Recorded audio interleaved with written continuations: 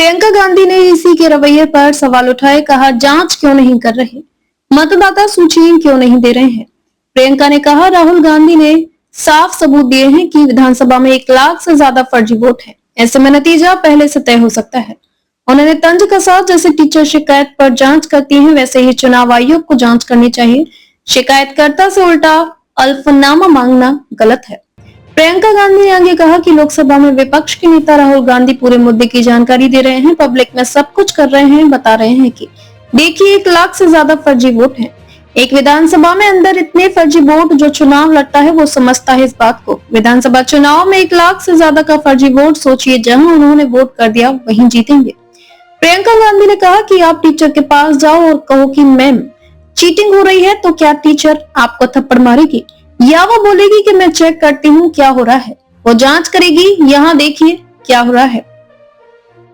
जो मांग की जा रही है उसकी उल्टी जांच की जगह उल्टा सीधा बोला जा रहा जो शिकायत कर रहा। यही नहीं, उनमें अल्फनामा मांगा जा रहा, एफिडेविट साइन करने की बात कही जा रही है। इतना सब कुछ हो रहा है और कोई कार्रवाई नहीं हो रही। पिटिशन है, उसको ठीक से समझिए, थोड़ा सा नीचे। पिटिशन किस नियम के तहत है जो एफिडेविट मांग रहे हैं? उस नियम के तहत 30 दिन के अंदर आप एफिडेविट दो, नहीं तो कुछ नहीं होने वाला। तो एफिडेविट क्यों चाह रहे हैं? तो इतना बड़ा खुलासा किया है। अगर ये सब है, मान लो अगर अनइंटेंशनल गलती है तो आप उसको इन्वेस्टिगेट करिए।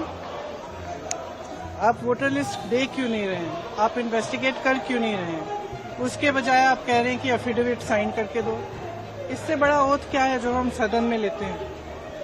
इससे बड़ा इस देश में कोई भी ओथ है नहीं है। वो ओथ तो लिया हुआ है, पब्लिक में सब कुछ कह रहे हैं, दिखा रहे हैं आपको कि देखिए 40,000 फर्जी वोट हैं, 10,000 जो भी है, उनके आंकड़े मुझे याद नहीं है, बट जो भी 11,000, 1 लाख से ज्यादा एक असेंबली में, एक विधानसभा के अंदर। आप समझ सकते हैं जो चुनाव लड़ता है वो समझता है इस बात को।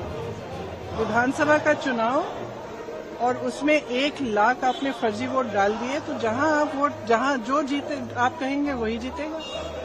स्पष्ट है, उससे कम चाहिए होते हैं विधानसभा में। तो एक और बड़ी बात है कि 25 सीटें ऐसी राहुल जी ने आंकड़ा रखा कि 25 ऐसी सीटें मिले जहाँ 30,000 33,000 रहा है।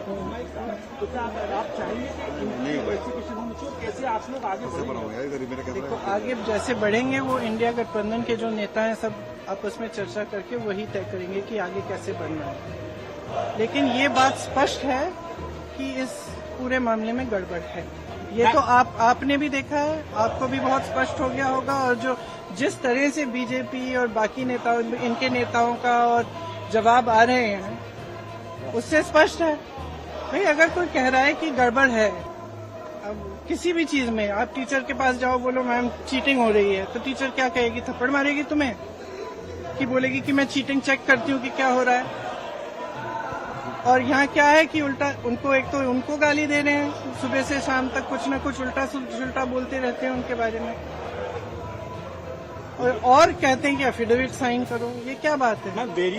सरकार हो ना, इतनी बड़ी, वो इतना बड़ा ये हो रहा है, कांड हो रहा है आपके नाक के नीचे। अगर आप खुद नहीं कर रहे हो तो उसको इन्वेस्टिगेट करो।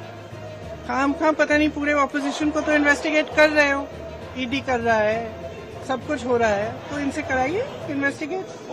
इससे बड़ा कुछ हो सकता है? Various state election commissions have also reverted that. Various state election commissions have come out and they have said that whatever Rahul Gandhi said is wrong. So now various state elections. How do they know it's wrong? How do they know it's wrong? Have they investigated it? The evidence is in front of them. Yeah. Have they investigated it? How can they say it is wrong unless they investigate it? There can be no matter bigger than this. This is the democracy of our nation. It's not a joke. And it's not about one party or another party. If they have not investigated it, they cannot say that it is rubbish. I'm sorry, they have a bigger responsibility. If they feel that their responsibility is only to the BJP and only to one party, then they need to rethink it. Because as my brother said, a day will come when other people are in power. And then those who have colluded with this kind of complete destruction of our democracy will have to answer for it. And they should be aware that they will have to answer for it. Thank you.